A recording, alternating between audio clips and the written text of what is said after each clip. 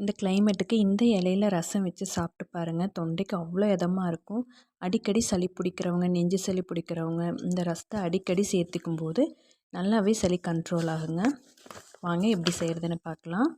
ஒரு பேனில் 1 ஸ்பூன் தேங்காய் எண்ணெய் விட்டு 1 டேபிள் ஸ்பூன் வரமல்லி, 1/4 டேபிள் ஸ்பூன் சீரகம், 1/4 டேபிள் ஸ்பூன் மிளகு, ஒரு சின்ன துண்டு சுக்கு, காஞ்ச வரமிளகாய் 1, 4 பல் பூண்டு, ஒரு கொத்து கறிவேப்பிலை சேர்த்து நல்லா செவக்க வறுத்து ஒரு பிளேட்டில் போட்டு ஆற வச்சுக்கலாம்.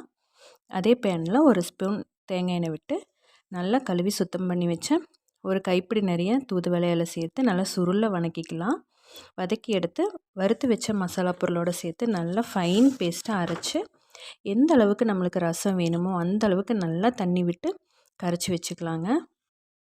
அதே பேனில் கொஞ்சமாக தேங்காய் எண்ணெய் விட்டு கடுகு சேர்த்து பொரிஞ்சதுக்கப்புறம் 4 பல் பூண்டு, கறிவேப்பிலை, பெருங்காயத்தூள் சேர்த்து கரைச்சி வச்சுருந்த சாறையும் சேர்த்து தேவையான அளவுக்கு உப்பு போட்டு கொதி வந்த உடனே மல்லி இலை தூவி இறக்கி நல்லா சூடான சாப்பாட்டுக்கு தாராளமாக ரசம் விட்டு சாப்பிட்டு பாருங்கள்.